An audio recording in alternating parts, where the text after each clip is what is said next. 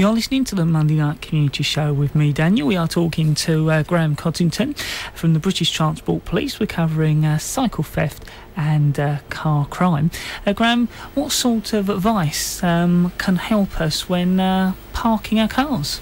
Yeah, again, a car park in the railway station is always a very, very good target for any thief, knowing that most of the commuters park their car there more in the morning at sort of 6:30, 7 o'clock in the morning, and they know that they're not going to be back for a good 8 hours maybe if they work in the city or they work in town on the island, on the mainland maybe.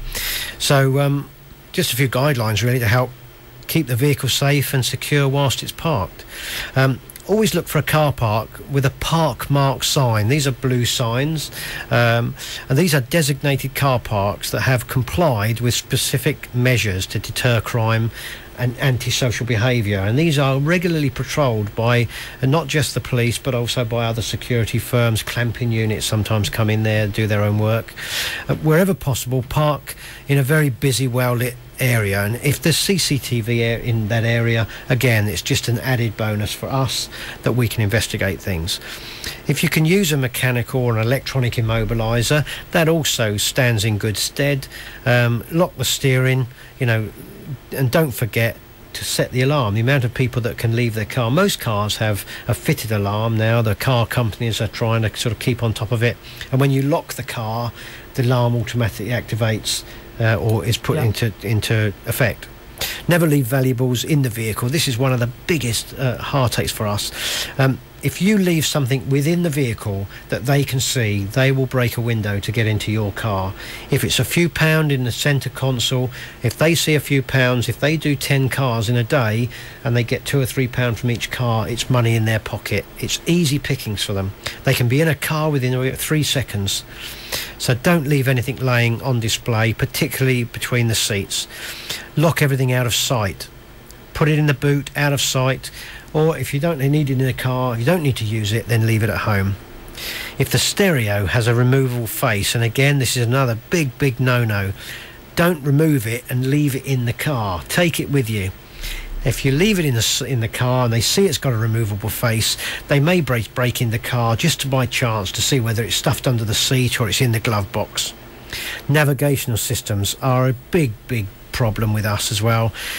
Most people, they take the sat-nav out of the cradle and they leave the sat-nav in the glove box and they leave the cradle stuck on the window screen. And this shows the person outside the car that you've got a sat-nav. And what they'll do is they'll break the window to check to see whether the sat-nav's been placed under the seat or in the glove box, and 9 times out of 10, bingo. The first thing they do, of course, knowing the car's parked there, they take the sat-nav, they switch it on, and in the sat-nav, people have stored in their home details. Yeah. They know then where you live.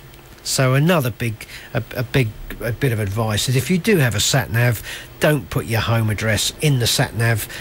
Put the local supermarket. You know where the supermarket is. If you do that every week in, week out throughout the year, you know where the local supermarket is. You don't need to put your home. Put the local supermarket. That's not going to get them to your house. And if they check out your house while you're at work, you never know where it's going to go. So that's a big no-no.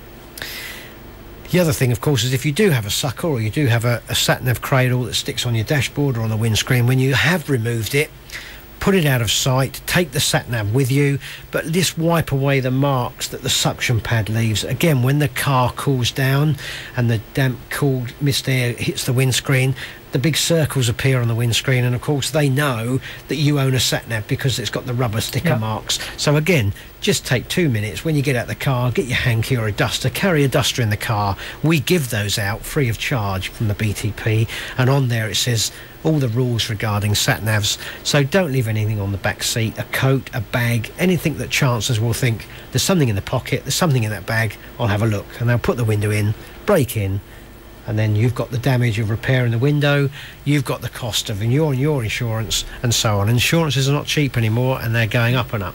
So just a few bits of advice really about the car. Graham, if you have valuables in your car and have to leave it parked, what advice is best? Well, obviously never leave it on show. If you can leave it in the boot and lock it in the boot, out of sight, out of mind is a very good adage. Most importantly, never leave things like letters or personal mail correspondence in the vehicle which could give details of your home address. That's also very, very important. If you've got things like alloy wheels, a good thing to do would be some reputable locking wheel nuts. That would also prevent the alloys being stolen, but it also just makes it a little bit more difficult for someone to steal the wheels off your car, which is obviously a big problem, especially if they've left for quite some time. As I said before, lock them out of sight. If you have a laptop bag and you've taken the laptop to work in another bag, leave the bag open. Show the person that walked past the car that there's nothing in the bag for them to take. If you leave the bag zipped up, they're going to see that and they're going to think there's something in there. So if you do have to leave things, try to leave it open, be as open as you can, and don't display anything that they might think that there may be something valuable in it, like a coat or a bag that's been sealed up. So don't leave it on show, don't leave it on the back seat, put it in the boot. Is it advisable to permanently mark valuables left in vehicles?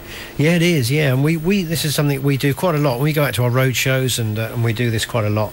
We have small ultraviolet pens. You can buy them in many of the stationery stores around the southeast here, and with those, it's ultraviolet, and you can write on satellite navigations, CD players, mobile phones, iPods.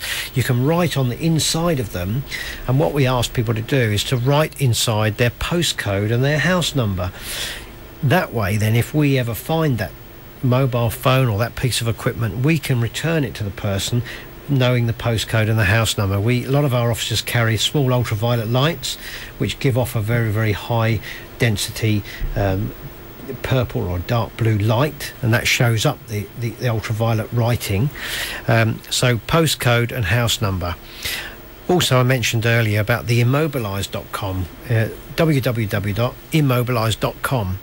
And if you go onto the website, you can register things like your iPod, your sat-nav, your CD player, whatever you've got electrical. You can register it on there, place on there in the comments box that it is marked with ultraviolet ink, and we can then return it to the owner if we find it, or it's handed in to us, of course. Before you go, Graham, I was just wondering if you have any useful contact details for our listeners. Yeah, of course, if anyone has any problems with cycles or car crime, or in any crime, in fact, featuring around the railway station, they're very, very welcome to phone our 24-hour line, which is 0800 40 50 40. That's the British Transport Police, 0800 405040.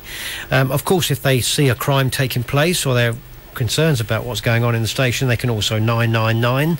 And very similar to the other emergency systems, if you phone 999, ask for the British Transport Police, and it'll come straight through to our control room, or to go to a Kent Police control room, and they'll pass it on to us, patch it through to us. Those are the two main numbers, of course, the 0800 number and the 999. I myself work in London, and if any listener has heard what I've said about the marking of their property, if they would like to drop me a line at my area headquarters, I'll give you the address in a moment, I will send them out an ultraviolet pen which they can use to mark up their property. If they don't want to go and buy one, we'll give one of those out free. And my number is obviously, it's PC Graham Cottington. And that's at the area headquarters of the British Transport Police, 8A London Bridge Street, London, SE1 9SG, and that address will obviously appear on the website maybe, and so people can always go on the website and pull that off. But it's Graham Cottington, British Transport Police area headquarters, 8A London Bridge Street, London, SE1 9SG. Graham, I'd like to thank you very much this evening for coming along. Well, thank you, Daniel. It's been good. Always a pleasure to come across, and always think of us if you want a slot on your show. We're more than welcome to come across, and I'll think of some other things that we can do. Perhaps another show later on in the year, and it'd be great to come back. Look forward to that. Thank you very much. That's Graham Cottington this evening.